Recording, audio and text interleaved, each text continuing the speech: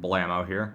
I'm currently working on an unrelated Scout video, but as I was writing the script, there's been a discussion floating around on what direction this game should take. Now, originally this was going to be a response to a video, to a response to another response, and so on. Though I figured that instead, I'll be giving my 2 cents on the identity of TF2, seeing how this is a topic I've always been quite passionate about.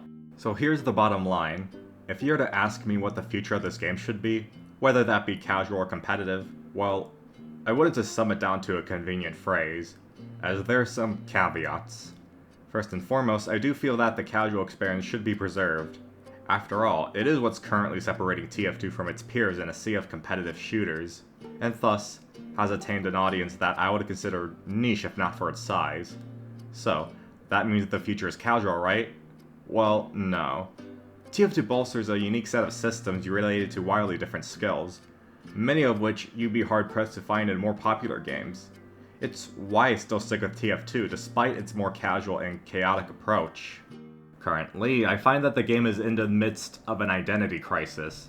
It doesn't know whether it wants to be a semi-serious team shooter or a meme game. You can argue that this lends itself to a compromise. However, I actually find that this just makes both playstyles unfulfilling in their execution.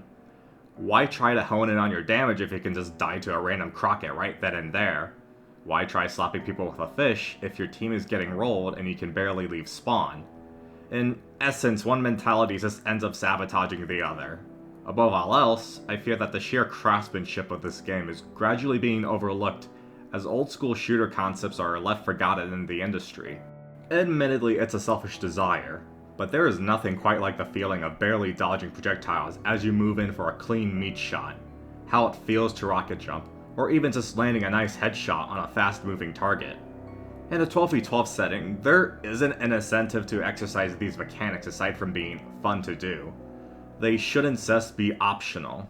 The game is full of little things like this that push the player into using its interesting and creative systems and showing them how fun the game can be if you choose to engage with them. It's not just that the options are there, it's that the options actually mean something in the gameplay. Just like with Mario 64, figuring out that you can reach a star with a wall jump is the game pushing you into its systems, and the developers are hoping that you'll end up enjoying those systems and find yourself inspired to dive deeper into them and use them creatively.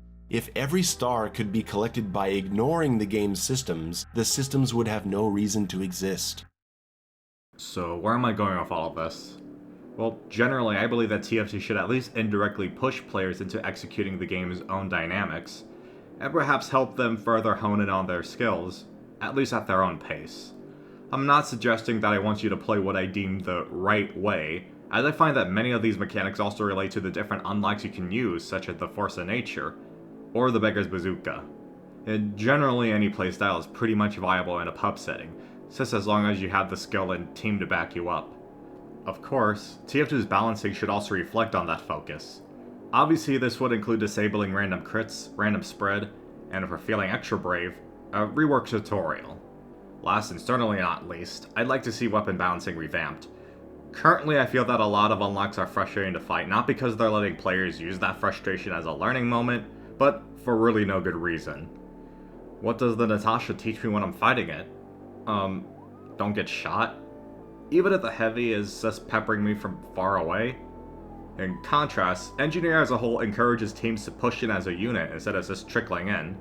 I'm not saying every weapon should be toned down, just the problematic ones. Instead, have them offer more of these desired learning moments. Of course, this is a slippery slope, as what is unfun is subjective, nor am I here to suggest weapon reworks. I'll tread lightly here. So, just to recap, TF2 should indirectly encourage players to engage with its systems, and we can still let the casual ecosystem run its course. After all, the majority of us already enjoy this game for not needing to grind. I feel encouraging friendly competition through unobtrusive means would still give players enough of a reason to further engage with the gameplay, all without having to transform it into an artificial, sanitized product. It helps that the casual foundation is already there. Like it or not, competitive FPS is the future, and it seems that won't be changing anytime soon.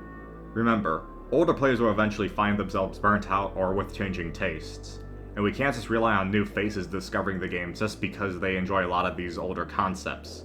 I mean, just look at Arena FPS. In the meantime, we might as well mitigate the broken design of this game that currently impairs the more deliberate design. That way, both audiences don't end up feeling alienated. We have the question of what do we design the game for? We have the question of which one of these two do we cater the design of the game for? Personally, I think catering toward the right half, this 50%, I would say, is probably the best option to make it a better game. And the farther we go to the left, the less TF2 loses its identity as a game and more of a social space. And maybe that's what people want, but I think TF2 is too good for that. I think it's way too good for that. It's, like I said, way too well designed to just turn into VR chat. Oh, and for the love of God, let's not twist this discussion into a paranoia-fueled us versus them argument. Maybe then would both sides actually be taken seriously. I won't be calling names, but y'all know who you are. So, if you were to ask me what the future of this game should be, whether that be casual or competitive, I'm leaning toward competitively casual. Yeah, I'm not sure if that makes sense either. Though, between you and me, Valve will probably just fuck up regardless.